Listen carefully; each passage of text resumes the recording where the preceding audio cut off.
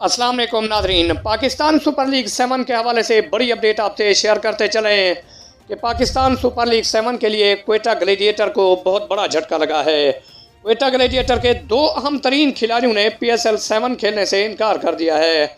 जी हाँ नाज़रीन, वो कौन से दो खिलाड़ी हैं जिन्होंने PSL 7 खेलने से इनकार कर दिया है, मुकम्मल तफसील हम आपको बताएंगे इस छोटी सी वीडियो में।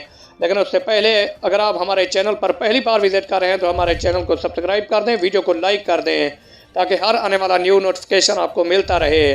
तो आपका कीमती वक्त ज़ाय किए बगैर चलते हैं वीडियो की तरफ और आपको बताते हैं कि क्वेटा ग्लैडिएटर के दो बड़े खिलाड़ी जिनमें से जेसन रॉय जिनका ताल्लुक इंग्लैंड से था, PSL में ज़ाती मसरूफियत की बिना पर शिरकत नहीं करेंगे, जबकि नवीन उल हक जिनका ताल्लुक बांग्लादेश से था अनफिट होने की वजह से PSL 7 में हिस्सा नहीं ले सकेंगे।